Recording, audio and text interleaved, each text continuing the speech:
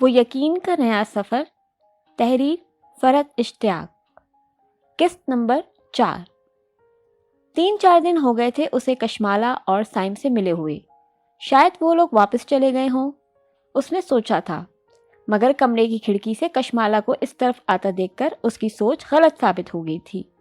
اس کے کمرے کی کھڑکی باغ میں کھلتی تھی اور ہاسپٹل کی بیک سائڈ بھی، اور یہاں سے کھڑے کھڑے اچھی طرح دیکھ سکتی تھی۔ آؤ بھائی، میں سمجھی تم لوگ واپس چلے گئے، وہ اسے آتا دیکھ کر باہر نکل آئی۔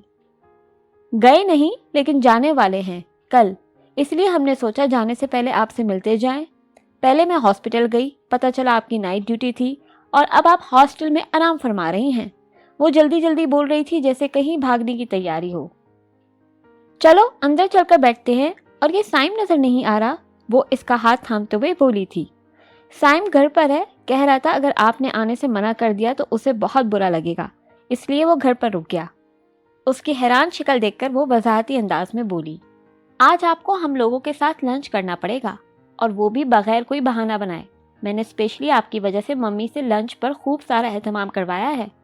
اب اگر آپ نہیں گئی تو ممی کے سامنے میری پوزیشن کتنی آکورڈ ہو جائے گی، اور بی بی جان جو گھر پر آپ کا انتظار کر رہی ہیں کہیں گی کہ تمہاری زوبی آپی اتنی نخریلی ہیں۔ وہ بڑی مہارت سے جذباتی بلیک میلنگ کرنے میں مصروف تھی۔ مجھے جانے میں کیا اعتراض ہو سکتا ہے کشمالہ، لیکن اس طرح جانا اچھا نہیں لگتا۔ تم لوگ اگلی بار چھٹیوں میں آؤ گے تو انشاءاللہ تمہارے گھر ضرور آؤں گی، وہ اس کا گال تھپ تھپا کر بولی تو کشمالہ اس کا ہاتھ جھٹک کر ایک دم واپس مڑ گئی۔ ارے کشمالہ میری بات تو سنو، پلیز رکو تو صحیح، وہ اسے آوازیں دے رہی تھی، مگر وہ بغیر مڑے اندھا دھند بھاگی چلی جا رہی تھی۔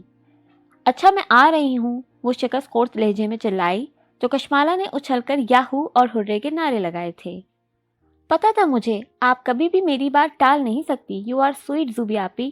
اچھا اب زیادہ مکھن لگانے کی ضرورت نہیں۔ اس طرح منہ اٹھا کر کسی کے گھر جانا اسے بالکل پسند نہیں تھا، مگر وہ جذباتی اور بے وقوف کشمالہ اسے کون سمجھا سکتا تھا۔ آپ کو ڈریس چینج کرنا ہے تو کر لے، میں انتظار کر لوں گی، اس نے پیشکش کی تو وہ انکار میں سر ہلا کر چادر اوڑھتی ہوئی اس کے ساتھ گیٹ سے باہر نکل آئی تھی۔ ان دونوں کے بیٹھتے ہی ڈرائیور نے گاڑی سٹارٹ کر دی تھی۔ تمہارے گھر میں کون کون رہتا ہے؟ اسے نئے لوگوں سے ملنے میں عجیب سی ہچکچاہٹ ہوتی تھی۔ صرف میں، سائم، ممی، بی بی جان اور لالا۔ اور لالا بھی اس وقت گھر پر نہیں ہوں گے، وہ اس کے گریز کی وجہ سمجھتے ہوئے تسلی کرانے والے انداز میں بولی تھی۔ دور سے دیکھنے میں وہ جگہ جتنی اچھی لگی تھی، قریب سے اس سے بھی زیادہ خوبصورت تھی۔ وہ ہری بھری سرسبز پہاڑی اور اس پر بنا وہ شاندار مکان جو اپنے خوبصورت اور اسٹائلش انداز کی بدولت فوراً ہی دیکھنے والے کی توجہ کھینچ لیا کرتا تھا۔ روڈ پر سے ہوتی ہوئی گاڑی اس سلوپ پر چڑھ گئی تھی جو بالآخر مکان کے مرکزی گیٹ کے سامنے جا کر ختم ہوا تھا۔ وہ اس کے ساتھ ساتھ چلتی ہوئی اس کے گھر کی تعریفیں بھی کرتی جا رہی تھی۔ گاڑی کی آواز سنتے ہی سائم پتہ نہیں ایک دم کہاں سے نمودار ہو گیا تھا۔ شکر آپ آ گئی، ورنہ آج ممی اور بی بی جان کے سامنے ہم دونوں کی بہت انسلٹ ہوتی۔ وہ بھی کشمالہ ہی کی طرح اس کے آنے پہ بے تحاشا خوش تھا۔ کیا لگتی تھی وہ ان کی، مگر وہ لوگ اسے یوں چاہ رہے تھے جیسے برسوں پرانی شناسائی ہے۔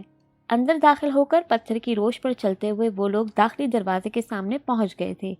دروازہ کھول کر کشمالہ نے اسے اندر داخل ہونے کے لیے کہا تو کچھ جھجکتے ہوئے اس نے قدم آگے بڑھائے تھے۔ دیکھیں بی بی جان، یہ ہے زوبی آپی، ہماری نئی فرینڈ، کشمالہ نے لانچ میں گھستے ہی نعرہ لگایا تھا۔ سامنے صوفے پر 2 خواتین بیٹھی ہوئی تھیں، سفید چکن کی شلوار قمیص اور کڑھے ہوئے دوپٹے کے ساتھ ذرا بھاری جسم والی ان لوگوں کی بی بی جان تھیں، اور کشمالہ ہی کی طرح نیلی آنکھوں اور تھوڑی پر ڈمپل والی ان دونوں کی ممی۔ بہت تعریف کر رہے تھے یہ لوگ تمہاری، بی بی جان نے اسے پیار سے گلے لگاتے ہوئے کہا تھا۔ ان لوگوں کی ممی نے گرم جوشی سے ہاتھ ملاتے ہوئے اسے بیٹھنے کی آفر کی تھی۔ اب تک اس نے صرف کتابوں میں پڑھا تھا کہ پہاڑوں پر رہنے والوں کے دل بھی پہاڑوں جتنے بڑے ہوتے ہیں، مگر یہاں آ کر وہ قدم قدم پر اس تجربے سے گزر رہی تھی۔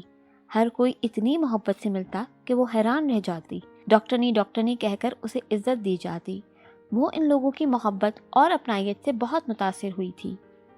بی بی جان نے بڑی محبت سے اسے اپنے برابر بٹھا لیا تھا۔ وہ جو آتے وقت جھجک رہی تھی ایک دم پرسکون ہو گئی تھی۔ ان لوگوں سے مل کر تو اتنی زیادہ اپنائیت کا احساس ہو رہا تھا، اجنبیت کا کہیں نام نہیں تھا۔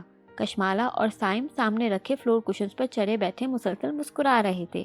شاید اس کا آ جانا انہیں خوشی فراہم کر رہا تھا۔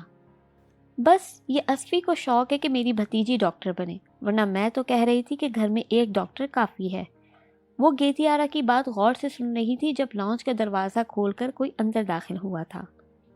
السلام علیکم، نوارت نے سب پر سلامتی بھیجی تھی۔ وہ ان کی بات کا جواب دیتے دیتے بے اختیار چونک گئی تھی۔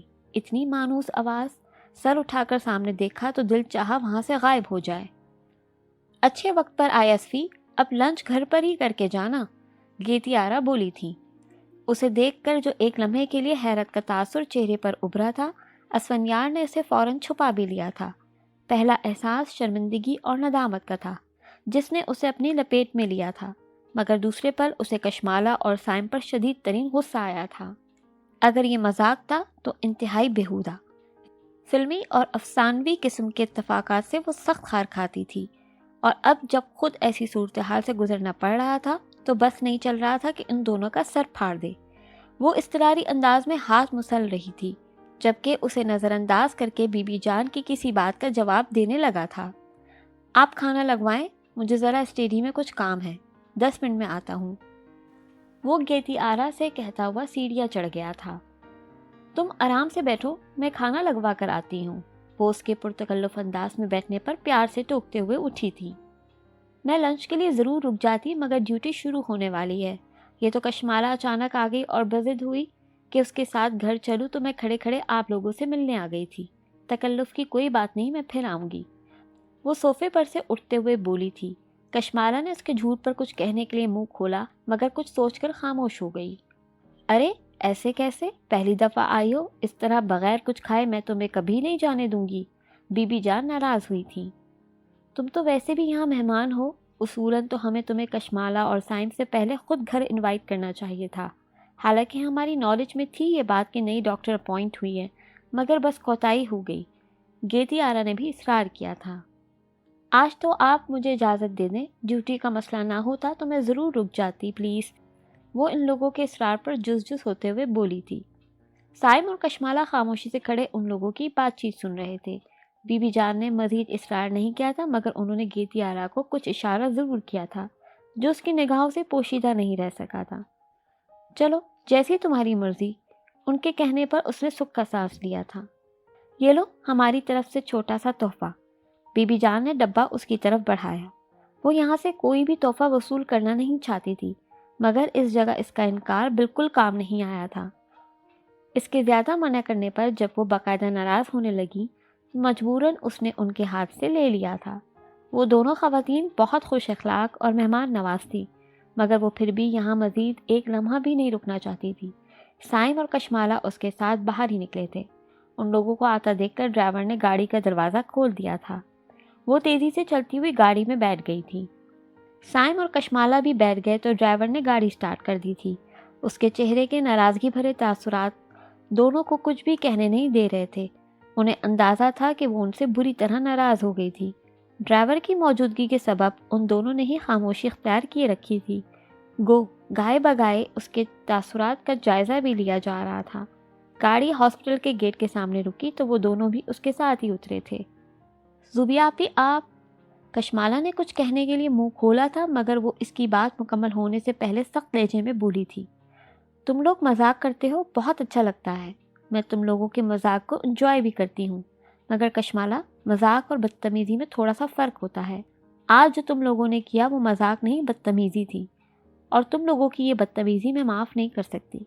اپنی بات مکمل کرتے ہی وہ گیٹ میں گھس گئی تھی۔ پلیز زوبیا آپی ہماری بات تو سنیں، دیکھیں سچ ہمارا مقصد آپ کو ہرٹ کرنا نہیں تھا، پلیز رک کر بات تو سن لیں۔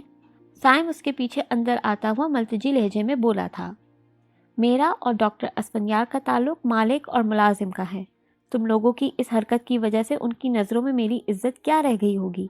شاید وہ یہ سوچ رہے ہوں گے کہ میں جاب کے مزید فائدے، آسانیاں اور مراحت حاصل کرنے کے لیے ان کی فیملی سے جان بوجھ کر تعلقات استوار کرنے کی کوشش کر رہی ہوں، بجائے اپنے کام اور اپنی صلاحیتوں کے بل پر خود کو منوانے کے میں اتنی چیپ اور تھرڈ کلاس حرکتیں کر رہی ہوں کہ ان کے گھر تک پہنچ گئی۔ دس از ٹو مچ سائم، میں اتنی انسلٹ برداشت نہیں کر سکتی۔ وہ سخت انداز میں بولتی فوراً ہاسپٹل کے گیٹ کی طرف چلی گئی تھی۔ کمرے میں آنے کے بعد کتنی دیر تک اپنے غصے کو کنٹرول کرنے کی کوشش کرتی رہی تھی خود پر بھی شدید تاؤ آ رہا تھا۔ آخر اسے ان دونوں کی بات ماننے کی ضرورت ہی کیا تھی؟ ان کا دیا ہوا خوبصورت شیشوں کے کام والا سرخ جوڑا اس نے بے دلی سے الماری میں رکھ دیا تھا۔ اول تو وہ شوخ رخ پہنتی ہی نہیں تھی۔ اس کے پاس موجود تمام جوڑے سفید، of white, grey, light brown یا اسی طرح کے ہلکے ہلکے رنگوں کے سادہ پرنٹ والے کاٹن کے سوٹ تھے۔ عرصہ ہوا اس نے خود پر توجہ دینا، آئینہ دیکھنا چھوڑ دیا تھا۔ کئی سالوں سے لپسٹک نے اس کے ہونٹوں کو نہیں چھوا تھا، آنکھیں کاجل سے نہیں سجی تھیں۔ منہ دھویا، بالوں کو فولڈ کر کے بینڈ لگایا، کپڑے بدلے اور تیاری مکمل۔ لیکن اگر وہ ایسے رنگ پہنتی بھی ہوتی تب بھی یہ کپڑے تو شاید کبھی نہ پہنتی۔ ابھی تو میں ان کے سامنے خود کو ایک اچھی ڈاکٹر اور 100% پروفیشنل اپروچ رکھنے والی لڑکی ثابت کرنے کی کوشش کر رہی تھی کہ ان دونوں کے فضول مذاق نے سب کیے کرائے پر پانی پھیر دیا۔ وہ ٹانگ جتنے بچے کتنی آسانی سے اسے الو بنا گئے تھے۔ اسے کبھی اندازہ ہی نہیں ہوا تھا کہ وہ اس کے بھتیجا بھتیجی ہیں۔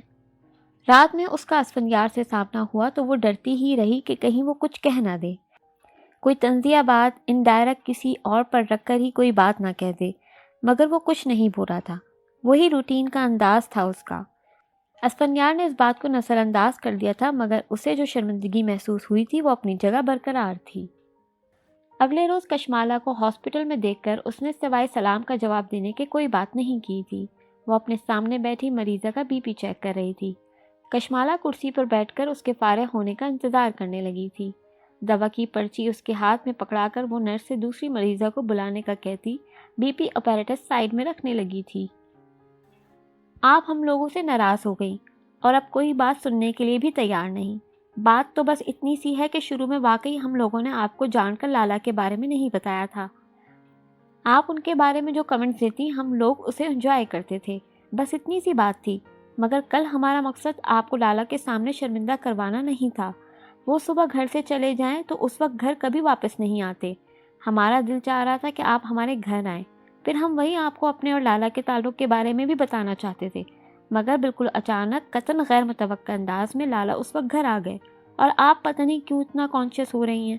لالا کو ہماری اور آپ کی دوستی سے کیا اعتراض ہو سکتا ہے؟ پھر وہ اتنے تنگ نظر بھی نہیں ہے کہ آپ کو وہاں دیکھ کر کوئی الٹی سیدھی بات انہوں نے سوچی ہوگی۔ یقین کریں وہ بہت جینیس اور غیر معمولی ذہین آدمی ہیں۔ اب تک کیا انہیں آپ کے بارے میں کوئی اندازہ نہیں ہوا ہوگا جو وہ کچھ فضول سوچیں؟ دوسری مریضہ کے اندر آنے تک وہ جلدی جلدی وضاحت کرنے میں مصروف تھی۔ بیٹھیے، اس کی بات کا جواب دیے بغیر وہ اندر آنے والی مریضہ سے مخاطب ہو چکی تھی۔ وہ گود میں لیے بچے کی بیماری کے بارے میں اسے بتا رہی تھی۔ پیٹ خراب ہے، الٹیاں آ رہی ہیں۔ اس کی ساری بات سننے کے بعد دوا کے ساتھ ساتھ اسے ORS کا طریقہ استعمال بتاتے ہوئے کہہ رہی تھی، جسم میں پانی کی کمی ہو گئی ہے، تھوڑی تھوڑی دیر بعد ORS دیں۔ اسے جواب دیتے ہوئے اس نے کن اکھیوں سے کشمالا کی طرف دیکھا جو اس کے رویے سے مایوس ہو کر اٹھ گئی تھی۔ کشمالا، میں تم لوگوں سے ناراض نہیں ہوں۔ وہ ایک دم واپس مڑی، چہرے پر بے ساختہ مسکراہٹ پھیل گئی تھی۔ واقعی؟ ہاں، لیکن اب تم جاؤ، دیکھو اس وقت مریضوں کا رش لگا ہے۔ مزید ویڈیوز اور اپڈیٹس کے لیے چینل سبسکرائب کرنا نہ بھولیں اور بیل آئیکن کو بھی ہٹ کریں۔